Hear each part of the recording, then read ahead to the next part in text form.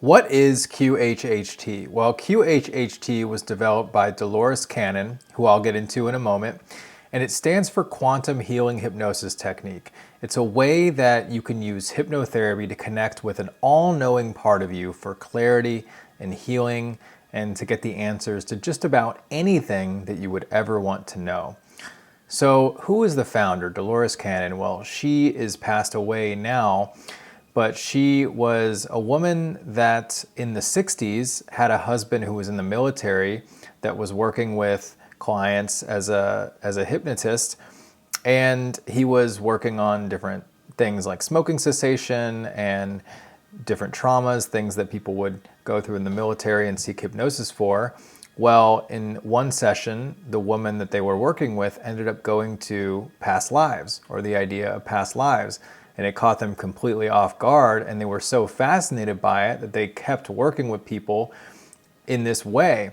And her husband ended up leaving the military, getting in an accident, but she kind of continued working and ended up developing this technique to help clients get into their past lives and go connect with their higher self or subconscious. And she was a real pioneer in this space of being able to really connect very deeply with the client's higher self and get these profound answers. And she went on to write a bunch of books, 19 or even more books about this, where she compiled a lot of her sessions in these books that have went on to become bestsellers. Some of these books are The Convoluted Universe, or The 3 Waves of Volunteers and the New Earth. And the book that she wrote first was called 5 Lives Remembered, about the client who went to these different lives that started her on this journey. And she became very successful and ended up creating a school where she taught other people. And that's even how I learned, and how practitioners have learned today, is by actually attending her school. Initially it was in person, now it's online, and getting the certification and becoming a level 1, level 2, or even level 3 practitioner. What QHHT means by the subconscious. So this isn't the subconscious mind that we're used to thinking about, or usually think about. This is more of the superconscious, is more of the higher self, however you define that. The soul, the oversoul, our connection to something greater. It's this all-knowing part of us that is holding the answers to what we're really seeking, that we are connected to. It's not outside of us, but it's a way that we can connect with this. So when Dolores Cannon references that, she might say the SC, or the subconscious, but she's referring to this all-knowing part of us. So how is QHHT different from regular hypnosis? Well, regular hypnosis traditionally is built on the concept of suggestions. So the way that it transforms patterns is through suggesting. So if you went in to change a habit or a trigger or work on a fear, you might be suggested things like, you don't have this fear anymore. Instead of this, you're going to be doing this, X, Y, Z. And you go through that in a light level of trance, and then you come out of it and it either works or it doesn't. That's why a lot of times we think, well, is hypnosis going to work for me? Does it work? It's because this old school way of thinking made it seem like it either works or it doesn't. You either go under and you have a result, or you don't. In QHHT and quantum hypnosis in general, holistic hypnotherapy, it works. It works every time, because all of us can enter a deep state of trance to go into this space. As long as you can relax and trust yourself and be focused, you'll have no problem at all. And so yeah, so it's different in the sense it doesn't really utilize suggestions. It's more about deep trance, connecting with your higher self to get clear answers, to get profound healing, and really self-actualize, understand more about your purpose, what you're here for, and a lot of getting the deeper answers to life's questions.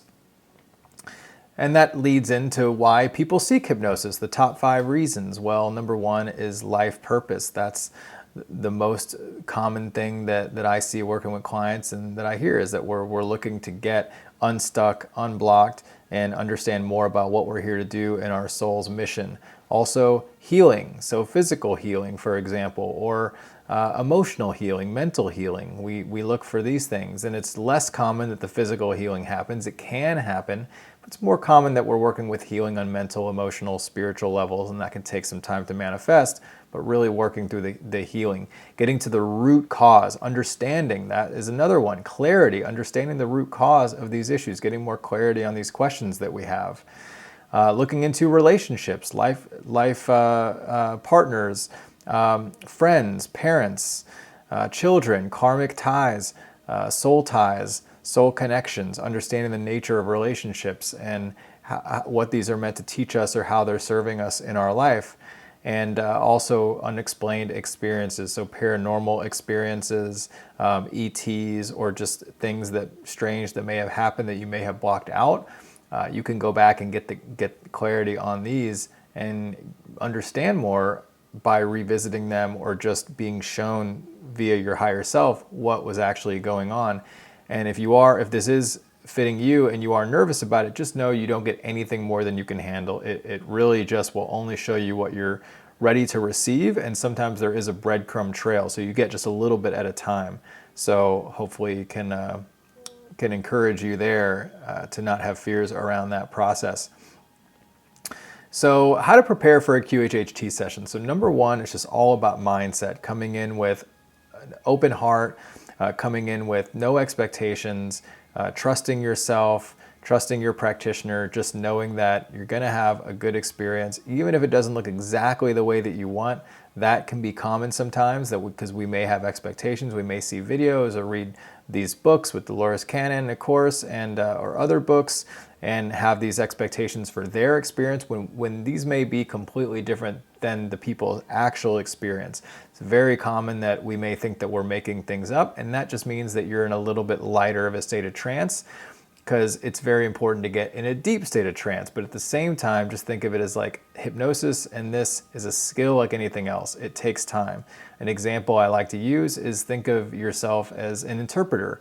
You're getting messages from your higher self, from your soul, from your subconscious, but you're actually needing to interpret them. And it's like learning a new language. If you're just learning it, if you're just starting out, it may not come as clear, versus you being very good at this language and the skill of actually quieting your conscious mind. So just make sure you give yourself grace and be patient with the process.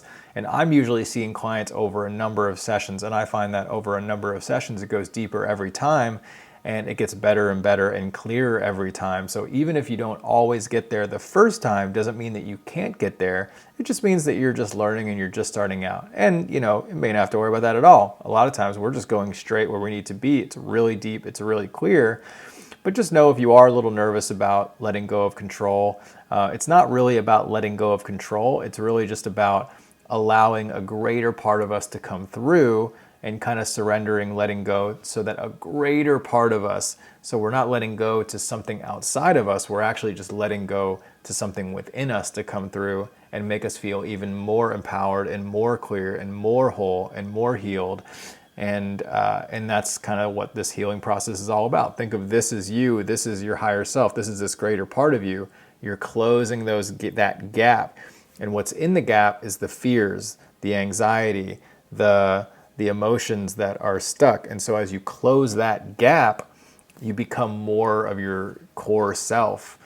And so it's a really beautiful process. And so what you want to do is you want to come up with a list of questions. This is generally advised for QHHT, and you can sort those questions by the categories. So if you have health questions, if you have relationship questions, if you have life purpose questions, have all your questions. And most practitioners will also have an intake form where you can share more of your intentions and different things. But also it's good to have a list of questions too, because then you can get those answers. So I usually just tell my clients, hey, anything that you'd ever want to know, just write it down, have a list of 10 or 20 questions, and then we'll go through them and we can get those answers for you. And of course, depending on the level of trance is how clear they can be.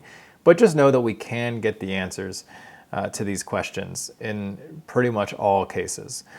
So official QHHT cannot be done online. You can practice hypnotherapy, you can practice quantum hypnosis online, but QHHT officially by the organization says you can't do it online, and that's because when Dolores Cannon was alive, that's what she had recommended, is that it was only done in person.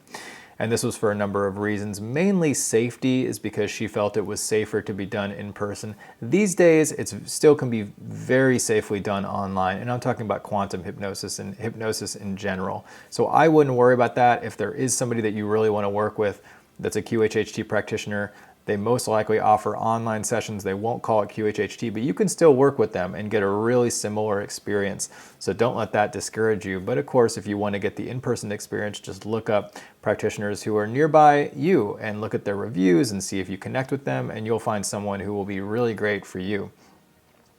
So here are the different parts of a QHHT session. There's the consultation generally, and not everyone offers this, but most practitioners will offer a consultation for you to get to know them beforehand. But the parts of a QHHT session, mainly, number one, the interview, and this is where you're just connecting with them, and you're connecting with them for 1 to 2 hours with the practitioner, and just opening up and being vulnerable, really sharing more about your life. Number two is the induction. So this is the part of the hypnosis journey where you're starting to go a little deeper and you're starting to connect in. It's just the beginning. And then there's the actual journey part of the session and the subconscious part. So it's really just the whole journey itself to connect with your subconscious.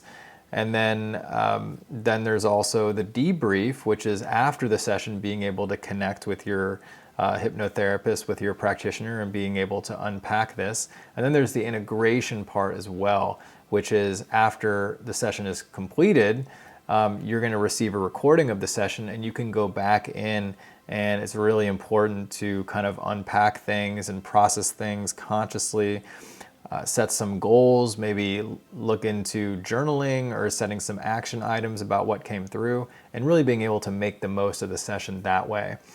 So the interview, why you talk for 1 to 2 hours before the actual session. This is so you can build good trust and rapport with your practitioner. Really important if you're going to go deep with someone and be open and vulnerable, that you trust them, that you know them, that you feel a connection with them. And you can't fake that. You can't manufacture that. And I mean, honestly, this is the most important part of the entire session, in my opinion, which is the part of building that connection, because it sets the stage for the whole session to be successful. If you don't trust someone, if you don't feel comfortable, you're just not going to go there. So this part is so necessary, even before any of the hypnosis starts. So generally speaking, you're going to talk about your background, your intentions, maybe talking about your family or different important people in your life. And this is all just to, again, help you feel more comfortable and safe with the process and with the practitioner, but it's also for the practitioner to get a better understanding of you, what's going on in your life, what you're looking for, so they can ask the right questions and so they can be better prepared when things come up. So the next part is the regression. And this is where you explore past lives to get the answers and find root causes and understand more deeply what's coming up. And you don't need to believe in past lives. It works the same even if you don't. You could look at it like a metaphor. It doesn't even really matter if anything is true or real or not. And oftentimes we can't prove this anyway.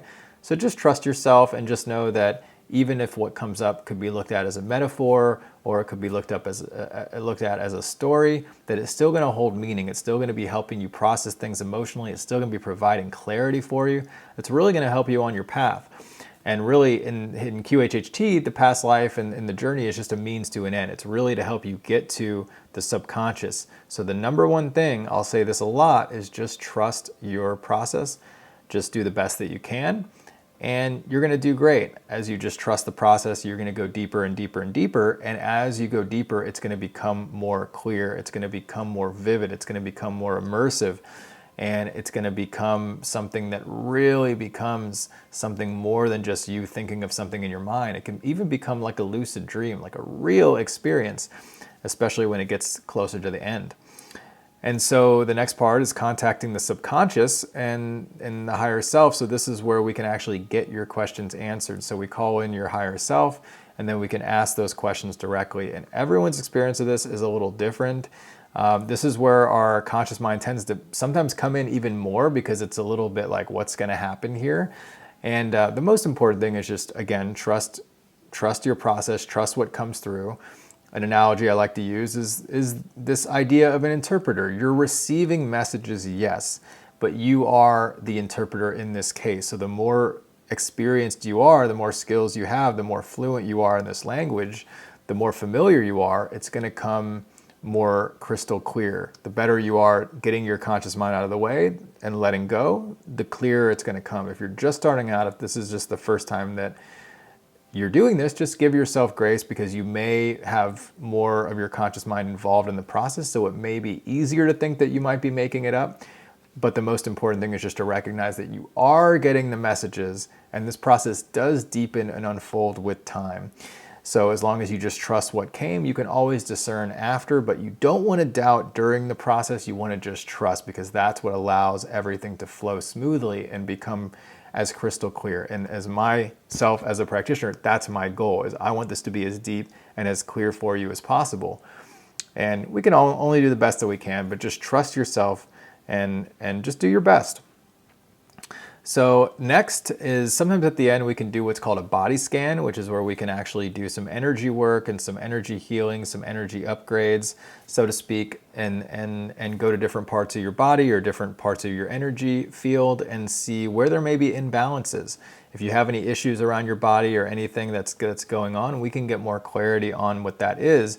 And I wouldn't necessarily expect that there's going to be any spontaneous or miraculous healing. Yes, it can happen. It does. I've experienced that with my own clients, but it's not super common. It does happen from time to time, but it's more likely that we're going to be doing some work on energetic levels, getting clarity around certain things that you can then put into practice in your own life. And even if you get a message that it is healed, but your conscious mind may be involved, that message may be the idea that yes, this is healed on different levels, but it can still take a little bit of time to manifest in the physical. As many of us in the spiritual community and circles know, that these imbalances start on these energetic levels, and it takes time for them to manifest into the physical. So that the same way that we may have experienced generational issues or trauma in our family trees or past life stuff, like anything could have happened that may be bigger than us. So it may be unrealistic or unreasonable to think that we may be able to get rid of some of these deeply ingrained physical issues that have been there throughout our life or around generations, when the reality is that it's more likely that we may actually be shown how to change those patterns, but then we can actually put them into place, but that we have to be the one to do the work. So just keep an open mind here and just know that anything is possible, everything is possible, but doesn't mean that everything is probable. So what's most probable is that we can get clarity and we can get healing, but that there's more work to be done. And so that's why it's important to set a daily practice and continue doing this work. Keep going further, keep doing sessions, keep working with people, and you'll continue to be on your path. Look at it as this is working and it can keep working, and there's other things that can work, rather than, okay, I need this result and it should look like this and all that.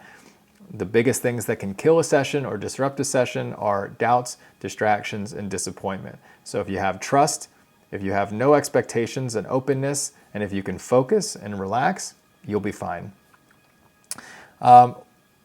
So the most important part of the session, in my opinion, this is everything that happens outside of the session, everything before the session, making sure that you're showing up with a clear mind without being too overstimulated, without being too stressed, and making sure to get a good night's sleep the night before. Don't drink, too much coffee, so you're not too stimulated.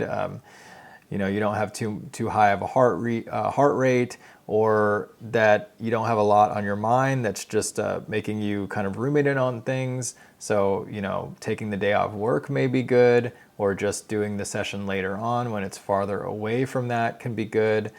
And also everything that can come after the session. The post-session integration is very important as well, and just making sure that you're maximizing the benefits and everything that you're getting from the session, because there's the session, but there's also the results. There's everything that happens outside of it to make sure that you can get what you wanted to get out of it, in addition to getting clarity, but actually creating those changes in your life. The recording's super powerful. There's real healing frequencies that are happening in the recording, and also just making sure that there may be things that you missed in the session that Sometimes that you think that you're fully present, but that you go back to the recording and you realize that, oh, there's certain things that I miss. And I give my clients a transcript, so I'll have them go through the transcript and I give them an outline and a write-up. So I'll have them go through that as well, because there's things that you could miss, and it just really helps to solidify things and really helps to lock in those changes in that transformation. And so after your session, what you can expect is a feeling of lightness, a feeling that you let something go, a feeling of more connection, that you're more connected to your higher self. You may have more dreams, you may have other things happening right after. That is very common because you're building a relationship like anything else.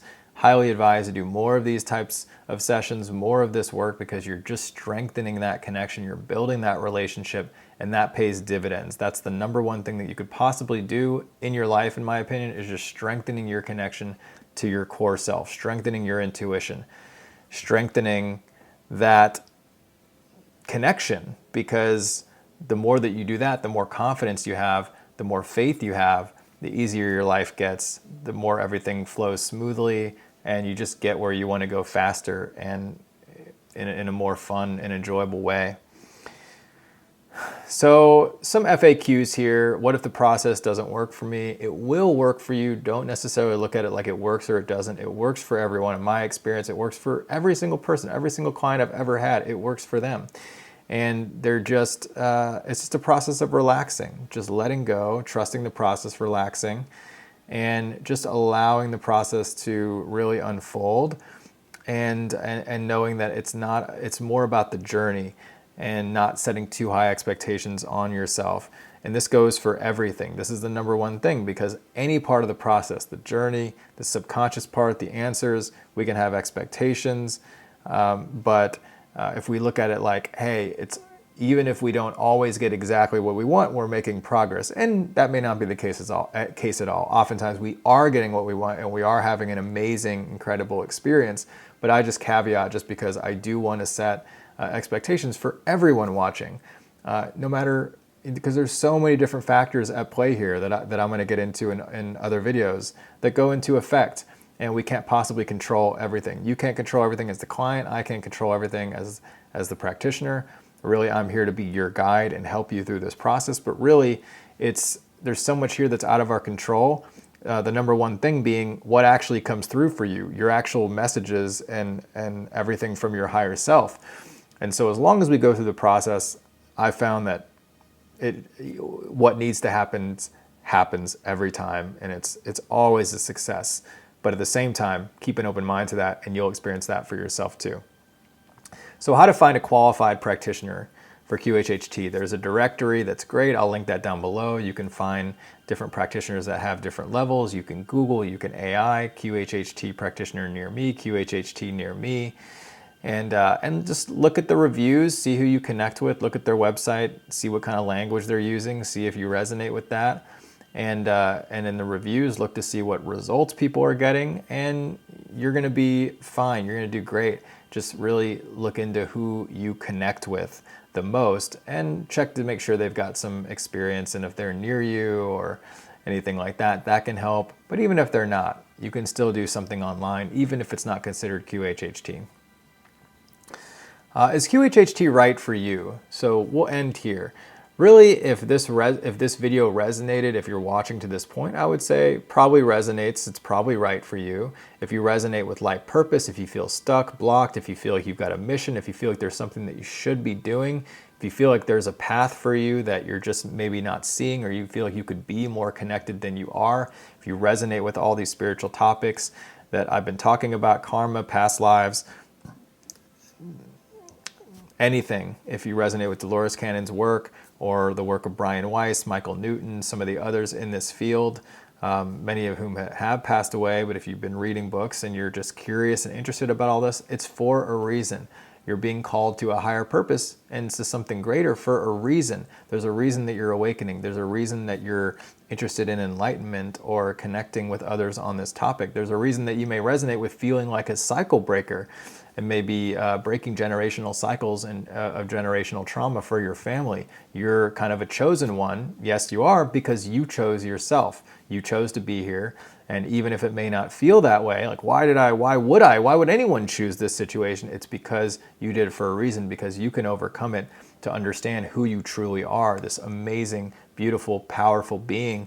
And it's an honor really to be here in your presence and even be sharing this message with you, because yeah, we're here to really wake up to our true nature and really recognize how amazing we are. And the truth is, everyone is like this. It's just that we may be farther along in our process. So I wish you the best of luck. I've got a masterclass that goes into a lot more detail on all this. I'm going to link that down below. Welcome to this beautiful Cycle Breakers community here. If you have any questions, you want me to make any other videos on anything, if there was anything that was unclear, just leave that down below. And thanks for watching.